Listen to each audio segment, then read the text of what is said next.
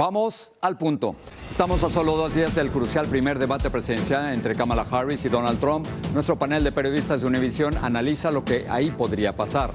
Yo confío en Venezuela y yo sé que Venezuela será libre. La líder de la oposición venezolana, María Corina Machado, no dará marcha atrás a pesar de la orden de arresto en contra de Edmundo González. Hablamos con ella. La mitad que vea por comandante. La otra mitad la compartimos, ¿no? Univision investiga y el portal Inside Crime revelan por primera vez los detalles de un video secreto en el que supuestos narcotraficantes hondureños discuten pagos a políticos de ese país. Voy a incursionar en la política y me voy a lanzar con todo. ¿Recuerdas este video? El actor y comediante Adrián Uribe nos engañó pensando que dejaba la actuación por la política. Hoy nos acompaña para hablarnos del estreno en los Estados Unidos de la película El candidato honesto. O sea, serás periodista hasta morir. Con los pies por delante. Es la señora de las palabras. María Antonieta Collins celebra sus 50 años en el periodismo. Y comenzamos.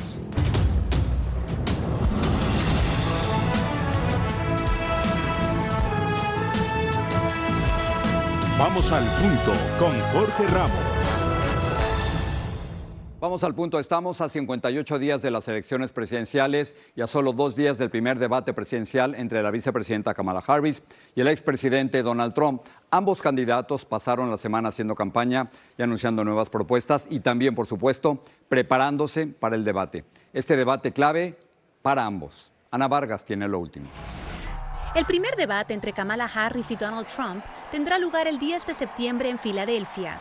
Esta semana ABC News reveló las reglas, entre las cuales incluyen que los candidatos tendrán 2 minutos para responder a cada pregunta, no habrá declaraciones de apertura y los micrófonos se apagarán cuando no sea el turno del candidato para hablar.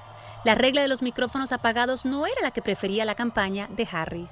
De que los estadounidenses merecen la oportunidad, no de escuchar un toma y dame donde se cierran y se abren los micrófonos, sino de tener la oportunidad real de ver a estos dos candidatos interactuar sin interrupciones por esos 90 minutos para poder juzgar el carácter de ambas personas.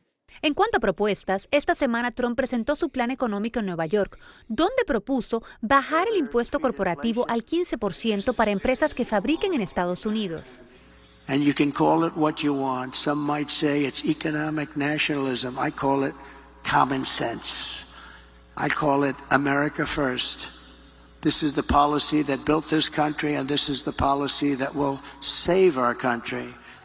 Por su parte, Kamala Harris propuso elevar el impuesto corporativo del 21 al 28% y beneficios fiscales para pequeños negocios. So I want to see 25 million new small business applications by the end of my first term. And to help achieve this, we will lower the cost of starting a new business.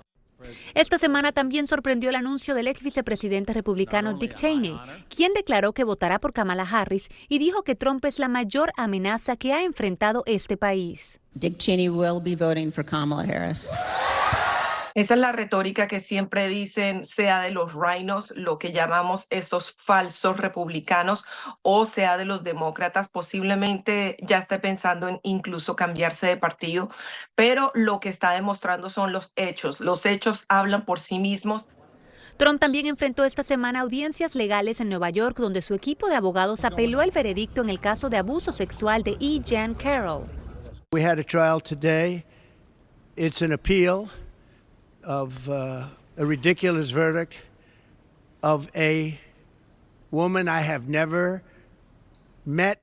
En otro de sus casos, el de pago por silencio, se anunció que se posponía la fecha de la sentencia hasta después de las elecciones.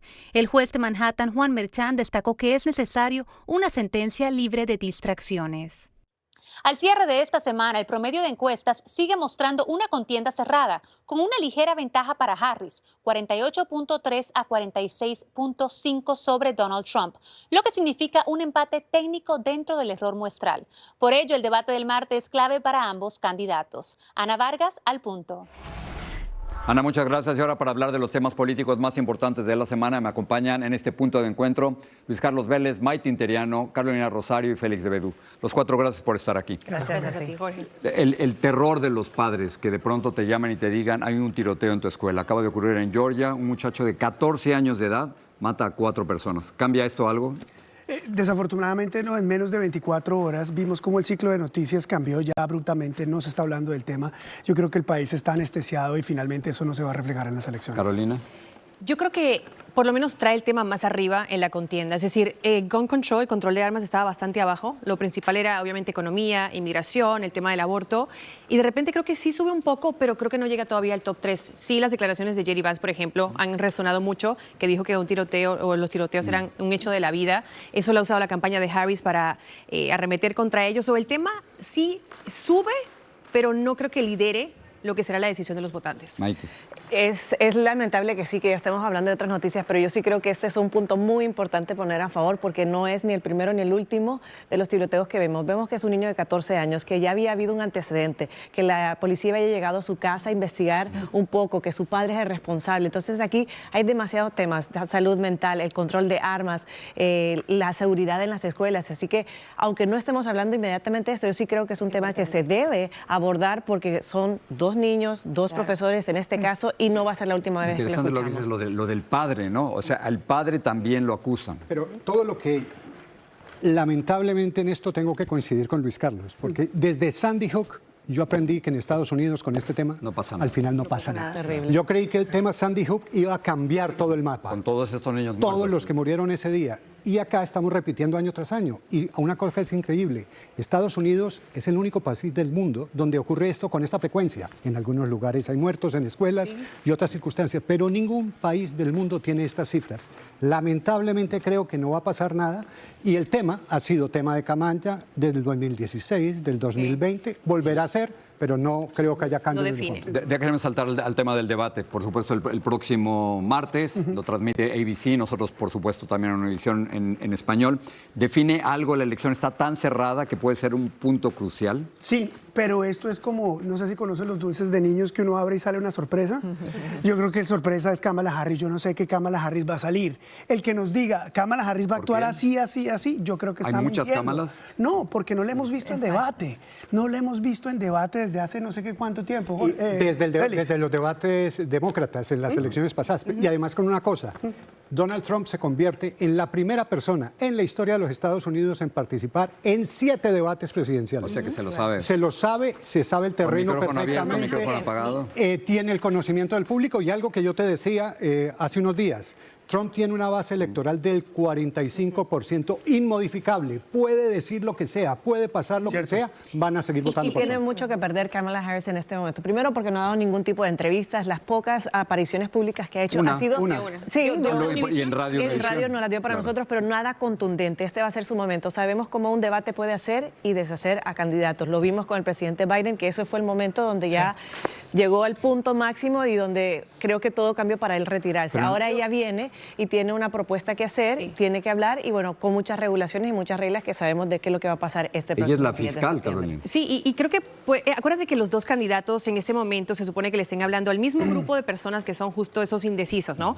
Y Kamala, lo interesante es que en los últimos días sí ha presentado algunas propuestas económicas nuevas, más detalladas. Justamente hablaba de esto de darle los beneficios de impuestos a los que tienen nuevos negocios, los subió de 5,000 a 50,000, aumentar lo que le llaman los capital gains bastante, pero no tanto como Biden lo quería aumentar. Entonces, todos esos detalles son ciertas novedades que creo que en el tema económico, que todavía hay muchos con dudas, podría quizás...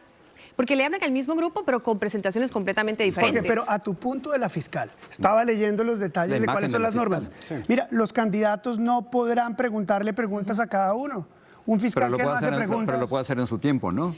Sin que el otro pueda contestar porque le van a cerrar el micrófono. La regla es 2 minutos para responder su pregunta, 2 minutos para el opositor hacer un rebuttal, que le llaman, y 1 minuto si necesitan aclarar. Pero sí está especificado en esas reglas que no puede hacerle pregunta uno al otro. Mira, ¿cómo va a manejar ese arte? Vamos a no pueden hacer lo que estamos haciendo nosotros. Sí, no pueden. O sea, hay otra cosa. Generalmente hay mucha expectativa con los debates, pero si tú revisas en la campaña contra Hillary Clinton, Trump perdió los debates y ganó las elecciones.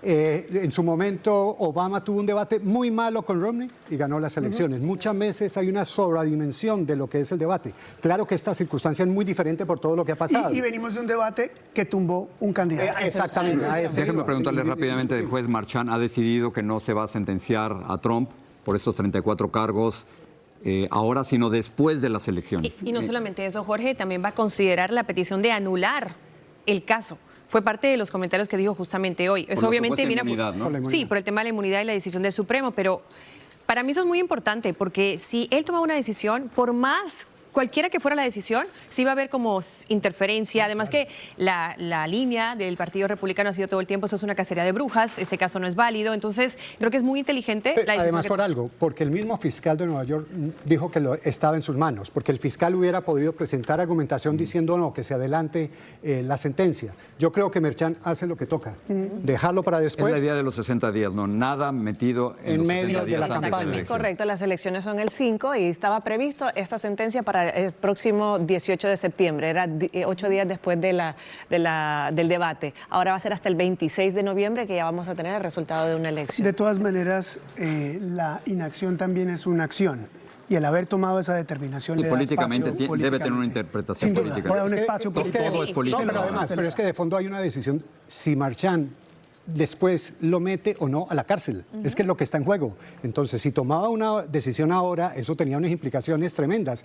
Y si Trump gana la presidencia, no lo puede meter a la cárcel. Ahora, si en algo las determinaciones judiciales en contra de Donald Trump, lo que hemos visto, lo llevó a ser el candidato republicano. Lo favorece, ¿no? Por lo que digo, diga lo que haga, su base sigue votando por eso. Termino con esto. Nos están enamorando suficientemente bien los candidatos. La última encuesta de Unidos US dice que Kamala Harris con los votantes hispanos tiene 59% y Donald Trump 32%, más de lo que tenía Biden. ¿Estamos cayendo? Te voy a dar el punto de vista como periodista, lo que yo he sentido. Yo me inscribí en todas las líneas de propaganda de los políticos de ambos candidatos para entender lo que están haciendo. Y yo recibo al día, Jorge, más de 2 mensajes diarios en español de la campaña demócrata. Dirigidos al email, como si fuese, hola Carolina. De la campaña republicana recibo de J.D. Vance y Trump mensajes por texto, más personalizados, pero todos en inglés. Y eso explica esa encuesta de la que estás hablando, cómo los latinos que hablan español se sienten más identificados con la campaña demócrata. Hay que recordar que estas elecciones se definen en estos estados. Lo recuerdo: Minnesota, Wisconsin, Michigan, Pensilvania, Nevada, Arizona, Carolina del Norte y Georgia. Ahí se define. Arizona, exacto. Entonces es bueno mirar en esta lista dónde es el voto influyente, especialmente de los latinos. Ahí diría Arizona, y en Nevada también es importante. Y algo. Y al final todo se define posiblemente en Pensilvania. Solo segundos. Pensilvania. 19 colegios electorales.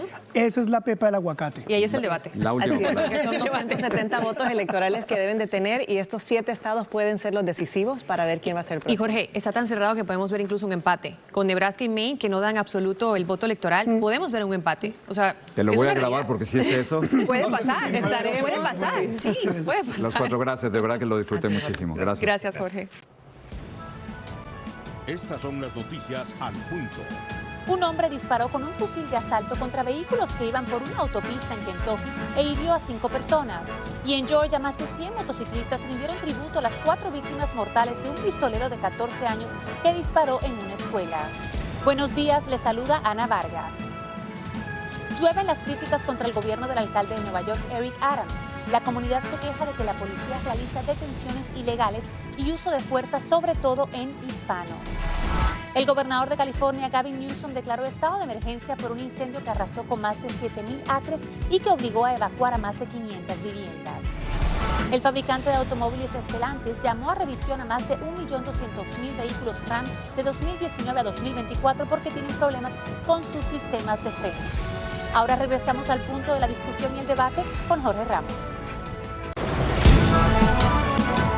Y ahora Venezuela, a más de un mes de las fraudulentas elecciones, Nicolás Maduro sigue en el poder. La madrugada de hoy, el opositor Edmundo González Urrutia dejó Venezuela para exiliarse en España. Los venezolanos se enteraron por un comunicado difundido por el Ministerio de Relaciones Exteriores de España. Esto ocurre luego que, a principios de esta semana, un tribunal venezolano emitiera una orden de detención en contra de González, reconocido por varios países como el verdadero ganador de los comicios y presidente electo de Venezuela. Antes de la salida de Edmundo González, conversé con María Corina Machado, la líder de la oposición, quien continúa en Venezuela bajo el asedio del dictador Nicolás Maduro. María Corina, gracias por estar aquí. Sé que estás en situaciones sumamente complicadas. Agradecemos este tiempo para hablar con nosotros. Estoy recordando la última vez que conversamos fue en julio y me dijiste lo siguiente. La única manera de que Maduro pueda quedarse es con un fraude monumental. Nosotros estamos preparados para todos los escenarios. Este nuevo escenario implica que Edmundo González tiene orden de captura. Tú estás también bajo acoso. ¿Qué sigue? Recuerdo perfectamente esa conversación, Jorge, faltaban pocos días para la elección. Mucha gente creía que esa elección no se iba a dar y que si se daba, el régimen iba a lograr imponerse en su fraude y que no iba a haber manera de demostrarlo. Fíjate lo que ocurrió. El régimen fue sorprendido con la votación más alta que cualquiera podía imaginar, con una votación donde casi el 70% votó a favor de Edmundo González, pero lo más increíble, en 24 horas teníamos las actas en la mano, digitalizadas, puestas en una página web para que el mundo entero lo pudiera evaluar y analizar. Y esa es la diferencia con otros fraudes, ¿correcto? Totalmente. Aquí han habido más de 30 elecciones en estos 25 años y en todos ha habido más o menos grado de fraude. Es la primera vez que demostramos nuestra victoria. Maduro ha quedado absolutamente desnudo, sin legitimidad. Ni una sola democracia en el mundo lo ha reconocido, este fraude. Entonces, estamos en una posición inédita. Nunca hemos tenido tanta fuerza. Nunca el régimen ha estado tan débil. Ahora bien, estamos Pero Maduro sigue en el poder. ¿Qué pasa si el presidente electo para muchos países es detenido? ¿Qué ocurre? Bueno, obviamente, esto es una clara línea roja. Ya la cruzaron con la orden de detención. Pero eso lo que te demuestra es que el régimen no está fuerte. Todo lo contrario. Maduro lo único que le queda es la represión y el miedo. ¿En qué se soporta? Se ha trincherado alrededor de un grupo de militares del alto mando, porque los cuadros medios y bajos de las Fuerzas Armadas no están con él. Han votado, al igual que el resto del país, a favor de un cambio político. Y ellos saben que Edmundo González es el presidente electo y será el futuro comandante en jefe de Venezuela. Pero lo que vemos son 2.500 detenidos, mucha gente torturada, hay un régimen de terror y hasta el momento ningún militar importante se ha volteado en contra de Maduro. Bueno, Maduro siente en este momento, Jorge, que él puede meter 500 personas presas más, matar 1, 10, 50 y el costo es 0. Eso es lo que siente, pero eso no es verdad. Y por lo tanto es muy importante que la comunidad internacional actúe y actúe con firmeza, enviando una señal a los perpetradores de crímenes de lesa humanidad de que esto tendrá consecuencias. Hay que aumentar el costo de la represión. Hay que aumentar el costo de la permanencia en el poder a la fuerza para que Maduro entienda que su mejor opción, al igual que la de los venezolanos, es plantear una negociación para una transición ordenada lo más pronto posible. O sea, si Maduro se quiere quedar en el poder, lo está haciendo con el ejército, con una terrible represión. ¿Qué se puede hacer de fuera? Mucho. Y creo que hasta ahora han habido manifestaciones muy importantes y desde luego el no reconocimiento de Maduro y el reconocimiento de Edmundo González debe ser el próximo paso. Pero eso tampoco es suficiente. Yo creo que, como te decía, hay que aumentar el costo de la represión, que es lo único que le queda a Maduro. Y que se dé cuenta él y sus perpetradores que eso va a tener consecuencias. Entonces, en la medida que tú elevas ese costo, y ellos tienen que reducir la represión, las fuerzas cívicas que están aquí vivas, lo que estamos es obviamente protegidos. Yo tengo que actuar con responsabilidad, con inteligencia, porque como tú dices, ellos los que han sembrado un régimen de terror. La gente está allí dispuesta a luchar, pero con inteligencia y cuidándonos unos a otros. Ahora él está totalmente atrincherado, el dictador Nicolás Maduro, y se ha radicalizado. Pero es necesario negociar con él para que salga. El costo político de su salida es gigantesco. Pero el costo político de su permanencia es mayor para él y para la región.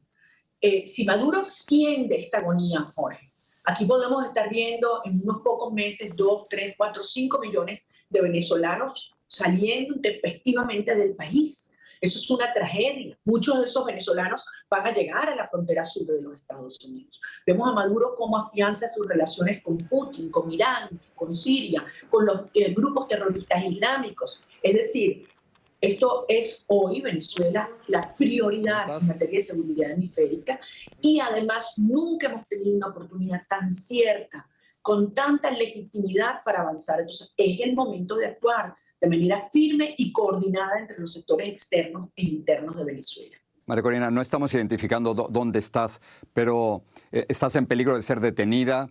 ¿Has considerado salir del país? ¿Qué sigue? Tú has dicho que estás dispuesta a ir hasta el final. ¿Qué significa eso ahora? Hasta el final es seguir avanzando victoria tras victoria como lo hemos hecho hasta ahora, Jorge. Como te decía, nadie creía fuera de Venezuela que podíamos llegar hasta aquí. Y yo he sido absolutamente cruda y franca con los venezolanos cuando les he dicho que el camino es difícil. Y yo creo que estamos enfrentando los momentos más peligrosos. No solamente corre en riesgo nuestra libertad, también nuestra vida de quienes estamos luchando por esto. Pero tenemos un compromiso asumido con los venezolanos. Yo confío en Venezuela y yo sé que Venezuela será libre. ¿Cuántos días faltan? Nadie lo sabe. Pero lo vamos a lograr porque cada día tenemos más fuerzas y más apoyos internacionales. Termino con eso. No sé si sabes la admiración que has generado fuera de Venezuela. El diario de New York Times te ha definido como la dama de hierro. Hay gente en los Estados Unidos que te ha propuesto como Premio Nobel de la Paz. ¿Con qué te quedas? ¿Lo escuchas? ¿Lo sientes? Yo soy tan orgullosa de ser parte de este movimiento social, de ser venezolana de esta generación. Aquí los reconocimientos se los merecen los millones de venezolanos anónimos dentro y fuera de Venezuela, que han dado todo, que hemos hecho una gesta épica, heroica, que hemos establecido un nuevo estándar de defensa del voto para el mundo y que hemos convertido a Venezuela en una causa global. Hoy más que nunca los necesitamos a ustedes. Yo sé que no estamos solos, y tengan confianza en los venezolanos porque vamos a liberar a nuestro país y traer a nuestros hijos de regreso a casa. María Corina, ciertamente no están solos. Gracias por estar aquí. Muchas gracias. Lo que ustedes van a ver es una exclusiva de Univision y del portal investigativo Inside Crime que obtuvo la primicia. Se trata de un video en el que varios supuestos narcotraficantes revelan posibles pagos a políticos de Honduras. Ahora bien, las imágenes se centran en Carlos Zelaya, hermano del expresidente Mel Zelaya y cuñado de la actual presidenta Xiomara Castro. Gerardo Reyes, de Univision Investiga, nos explica. Mire, la mitad que vea por el comandante. La otra mitad la compartimos nosotros. El hombre rodeado de narcos que hace cuenta de la distribución de un dinero que ellos le prometieron en esta reunión de 2013 en San Pedro Sula, Honduras, es Carlos Zelaya, el hermano del expresidente de Honduras, Mel Zelaya, a quien se le conoce como el comandante. La conversación se produce a finales de la campaña presidencial del Partido Libre, de la cual Zelaya era coordinador regional. La candidata del partido era Xiomara Castro, esposa de Manuel Mel Zelaya y hoy presidenta de Honduras. El encargado de hacer la oferta fue Davis Rivera, jefe de la banda de los Cachiros y quien un mes después firmó un acuerdo de cooperación con la DEA. A montarle un billetillo a ella, ¿no? Entonces, entre todos le gustamos $650,000, eran 13 millones de lempiras. Carlos Zelaya no oculta su deseo por concretar la entrega. Javier Rivera, líder del cartel de los Cachiros, le responde. Aquí ya nosotros vamos a hablar con el hombre y te lo vamos a dar. De hecho, ya después nos ponemos de acuerdo con él. Zelaya hace una broma sobre el emisario que entregaría el dinero. Pero oiga lo que dice. Después nos ponemos a ver para que nos vuelvan a callar. Zelaya renunció el sábado como diputado y secretario general del Congreso al admitir que estuvo en esta reunión y que existe un video, pero negó haber recibido la contribución. Ahí se habló específicamente de aportaciones que querían dar a la campaña. Se hablaron de cantidades. Algunos dijeron, él va a aportar 50,000, otros 150,000. Y ya. Realmente ahí no hubo entrega de dinero y nunca hubo entrega de dinero, por lo menos a mi persona. Zelaya reconoció que involucró a su hermano, el expresidente. Hoy quiero aquí también pedir disculpas públicamente al presidente Zelaya porque mencioné su nombre. Antes de la llegada de Zelaya, los narcos acordaron el monto del aporte como lo registra la grabación de 37 minutos hecha con un reloj de pulsera por Davis. No, estamos hablando de 300, 500, 600, 700, $700,000. Está listo y servido. De acuerdo con Inside Crime, Davis entregó el video a la DEA. El video fue grabado poco antes de que los hermanos Rivera, los cachiros, llegaron a un acuerdo con la DEA y entregaron el video a las autoridades de Estados Unidos. En la reunión, los narcotraficantes recordaron otros esquemas de pagos. Carlos Lobo, quien 5 meses después fue extraditado a Estados Unidos, comentó. Le comen 200,000, le dan 100 y 100 declaran. Héctor Emilio Fernández Rosa, alias Donache, condenado en 2019 a cadena perpetua en Estados Unidos por narcotráfico, mencionó un encuentro con el expresidente Zelaya. Sí. Claro. Y ahora Gerardo Reyes nos acompaña junto con el periodista independiente David Adams, el coautor del artículo de Inside Crime. David, déjame comenzar contigo. ¿Por qué es importante este caso? ¿Qué es lo que descubre? Bueno, por mucho tiempo había rumores de que el gobierno actual, miembros del gobierno actual, la familia Zelaya, tenían vínculos con la narcoactividad y con narcotraficantes, pero no había evidencia concreta. Ahora con este video se ve la evidencia de la forma más clara que se puede imaginar. Un video que fue entregado a la DEA hace una década, donde los narcotraficantes se reúnen en persona con Carlos Zelaya, el hermano del expresidente Mel Zelaya, el actual esposo de la presidenta Xiomara Castro. Gerardo, ¿qué es lo nuevo en este caso? ¿Por qué lo estamos siguiendo? Bueno, yo creo que adquiere una gran importancia cuando se escribe en un momento que ocurre en Honduras, y es la decisión del gobierno de Honduras de suspender o cancelar el tratado de extradición. El gobierno conocía que los reporteros, los colegas, estaban tratando de conseguir más información y decide cancelar. Entonces la pregunta es, ¿tiene que ver este video con esa decisión tan importante del gobierno de Honduras de suspender la extradición? David, te quería preguntar, ¿qué es lo que esto dice sobre la corrupción dentro de Honduras? ¿Qué se puede hacer? ¿Cuáles son las propuestas para que esto no vuelva a ocurrir? Sí, lo terrible de ese video es que ya en Estados Unidos hemos visto varios casos de corrupción con el gobierno anterior del presidente Juan Orlando Hernández, que terminó en la cárcel, condenado este año a 45 años de sentencia. Entonces, el gobierno, el Partido Nacional involucrado en el narcotráfico, el actual partido en el poder, el Partido Libre, involucrado en narcotráfico o con narcotraficantes. Entonces, para los hondureños, ¿con quién van a votar ahora?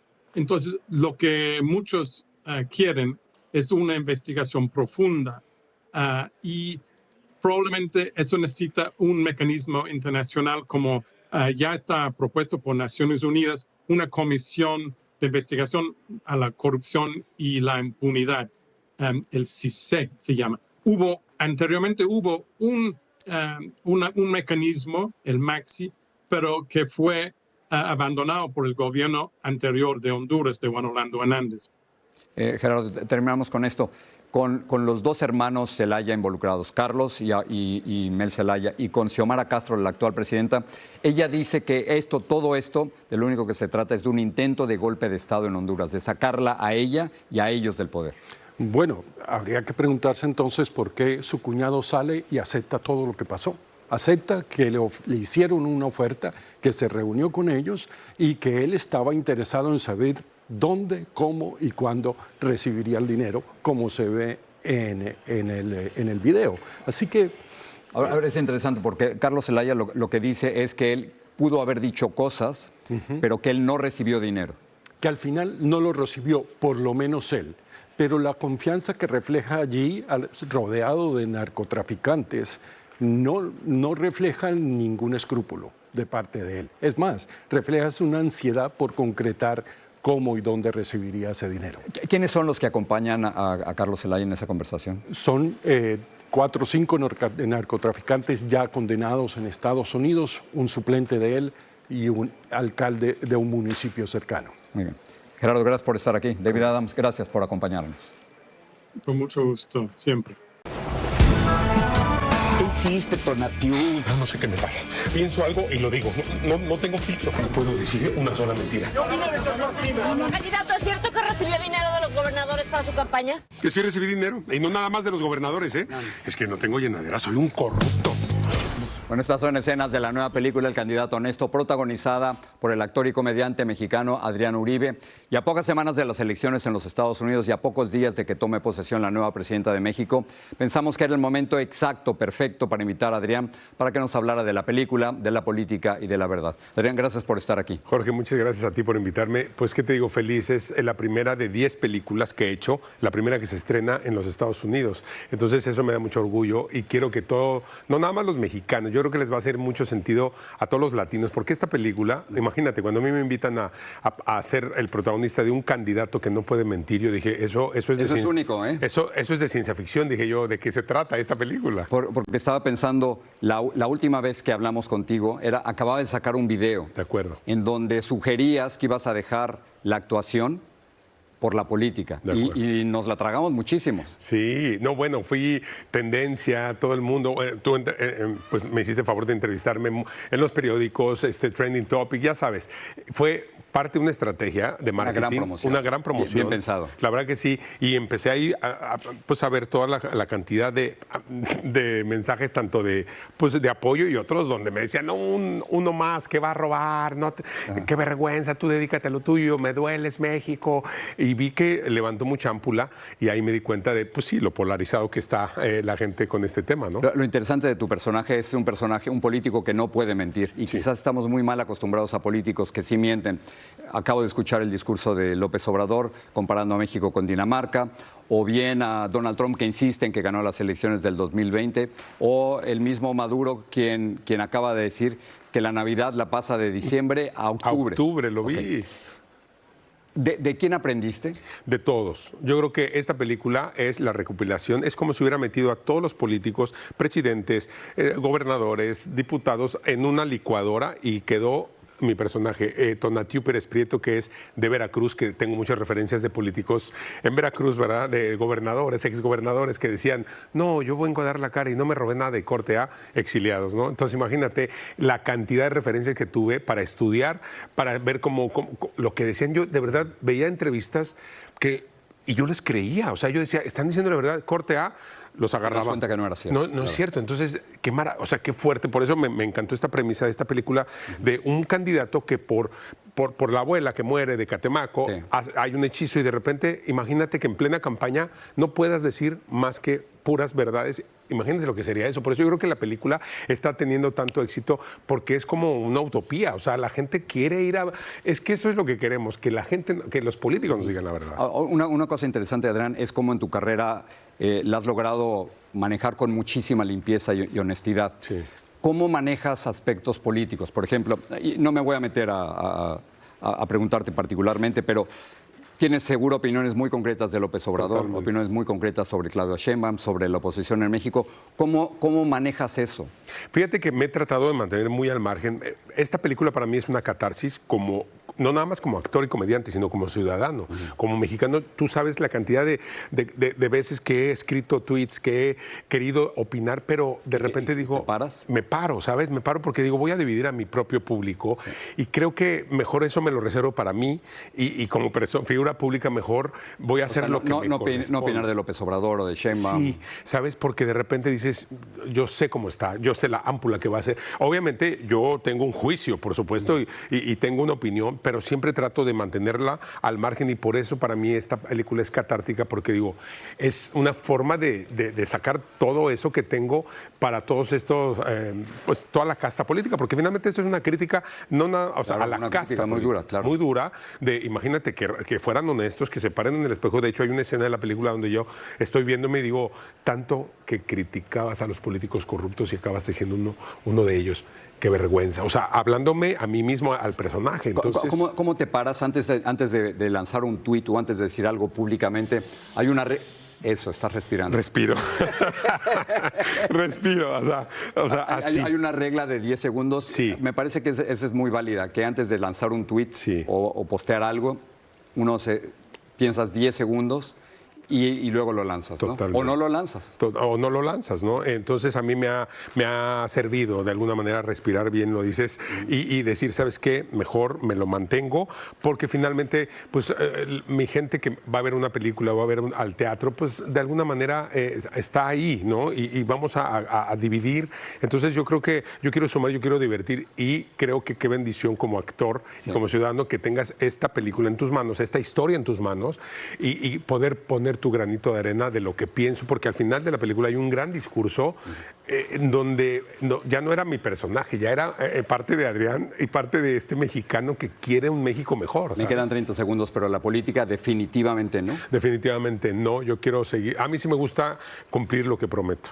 Entonces, no se me da la política. Yo lo único que quiero es que toda la gente acá en Estados Unidos vaya al cine. Ya se estrenó este viernes, este es el primer fin de semana. Mucha suerte, porque es importantísimo, ¿no? Sí, totalmente. Y estás pendiente, estoy seguro, ¿no? Estoy muy pendiente, estoy checando. Mañana vas a ver los números. Los números de este primer fin de semana, que espero que hayan sido muy positivos y que la gente no se pierda esta gran película, El candidato honesto. Me han preguntado, ¿existe un candidato honesto? Yo digo, sí, en los cines ahorita.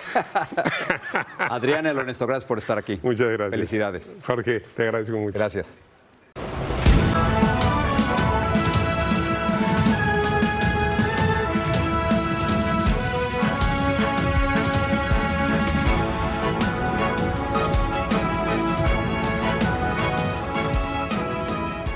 Bueno, este es un momento muy especial para nuestra compañera de Univisión, María Antonieta Collins. Celebra sus 50 años de carrera, 50. Hace poco, en su propia casa, tuve la oportunidad de hablar con la señora de las palabras sobre las lecciones que ha aprendido a lo largo de estos años. ¿Lista, Collins? Listísima. Pero creo que siempre estás lista y esa es una de tus características. Tu entusiasmo, tus ganas de hacer las cosas, siempre inquisidora. Y me pregunto si fuiste una niña feliz. Recuerdo una niñez muy difícil, y una adolescencia muy difícil, siendo flaca, fea y pobre, que era una muy mala combinación. Yo me dedicaba mucho a leer. Yo era la que leía, la que estudiaba historia, la que participaba en concursos de oratoria en Coatzacoalcos. ¿Es la palabra tu arma? Yo creo que la palabra, la mente, si yo le pido a Dios algo, Jorge, es que nunca me quite la memoria. Yo creo que mi memoria es el valor más grande que tengo. Esa memoria privilegiada, digamos prodigiosa, fue la que la llevó a salir de Coatzacoalcos en Veracruz y luego de estudiar Derecho en la capital mexicana, las puertas de la televisión se le abrieron, o más bien, ella las abrió sin ninguna pena. ¿Cómo se pasa de no tener nada de experiencia en la televisión a estar en el programa de noticias más importante de México? Llegué al programa de noticias de Jacobo Saludowski. Se lo debo a una sola persona, Félix Cortés Camarillo. Y me dijo, yo quiero ser reportera de 24 horas. Y sin tener ninguna experiencia frente a las cámaras de televisión, Félix Cortés Camarillo le confió a Collins el reto de ser reportera. Al llegar a Y eso implicaba saber un poquito de muchas cosas, algo en lo que ella rápidamente se destacó. ¿Por qué te vas de México? Porque me manda Jacobo Zabludovsky gracias a Félix Cortés. Otra vez se abren la corresponsalía entre San Diego y Los Ángeles porque querían tener algo más amplio. Era el año 79, era julio de 1979 y en una semana me dijo, Jacobo, te quiero en San Diego o en Los Ángeles, ya lo pensaré. ¿Y podías dejar tu vida tan fácilmente? Pues es que nunca he pensado las cosas dos veces, Jorge. No sé decir no. En McAllen, Texas, en Far, Texas, en San Antonio, Texas, en la frontera México-Estados Unidos, en San Cristóbal de las Casas, Chiapas, México, María Antonieta Collins, Univisión. No te conozco una sola participación en las décadas que llevamos trabajando juntos en la que no estés preparada. Siempre llegas con tus tarjetas, ¿no? Mis tarjetas, vuelvo loca a las productoras. Es cierto, a veces hasta 70, 80 tarjetas, pero yo siento que ya no las necesitas. El problema es la edad. Y entonces ahora escribo todo lo escribo, Jorge. Ok, dices la edad, hablemos de edad. 72 años. Pero estamos hacia el final, o sea, tenemos más pasado que futuro. Ay, yo no quiero ni pensar en eso. O sea, serás periodista hasta morir. Con los pies por delante. Uno de tus grandes logros personales, lo has dicho en varias ocasiones, es cuando te conviertes en ciudadana de los Estados Unidos. Sí. ¿De dónde eres? Yo soy de este país. Yo soy ciudadana americana y viajo con pasaporte americano. Y cuando los mexicanos oigan que acabas de decir esto, van a decir, ¿se está olvidando de México? No, porque México está en mi sangre. Ese es mi país de sangre. Pero el país que me dio la gran oportunidad y que permite que una señora de 72 años de edad, que en México no tendría opción absolutamente de nada, esté en la televisión dando noticias. O sea que Estados Unidos te ha dado oportunidades que México no te dio y no te da. Exactamente. Dios es perfecta para Mac, como le decimos muchos, es una mujer de profunda fe religiosa y además, desde hace más de 30 años, es la corresponsal sobre temas del Vaticano con mayor experiencia en la televisión en español en los Estados Unidos y, sin la menor duda, la que conoce a más papas. Una vez conociste a la Madre Teresa de Calcuta. Y me dio la encomienda que me ha tenido hasta acá, era Jamaica en 1993, y me dijo que cada vez que tocara un animal desvalido a mi puerta no se la cerrara, porque podía ser un ángel que estaba llegando a mi casa. Vamos, vamos. Así que estos son tus compañeros, Collins. Son mis compañeros. Ellos saben más de mí que nadie. Yo sí creo lo que dice la Madre Teresa, lo que decía. Son seres angélicos, por alguna razón llegaron a tu casa. Estamos celebrando tus 50 años. Increíble. Cuesta, ¿verdad? A veces. Cuando empecé en septiembre de 1974 en la vicepresidencia de Noticieros de Televisa, jamás imaginé cuánto tiempo transcurriría. Y esta ha sido una aventura de 50 años maravillosos, donde todos los días, Jorge, le doy gracias a Dios de a esta edad seguir haciendo lo que tanto amo. Felicidades, María Antonieta, es un orgullo ser tu amigo. Vea la edición especial de Aquí Ahora, María Antonieta Collins, genio y figura. Esta noche a las 10 de la noche, 9 en el centro, por Univisión. Antes de irnos, recuerde que pueden escuchar nuestro podcast todas las semanas en euphoriaondemand.com. No deje de seguirnos en Facebook, Instagram, TikTok y X, que antes se llamaba Twitter. Además, si te perdiste algunas de nuestras entrevistas, puedes verlas en streaming a través de ViX. Y si prefieres YouTube, ahí estamos, univision.com/al punto.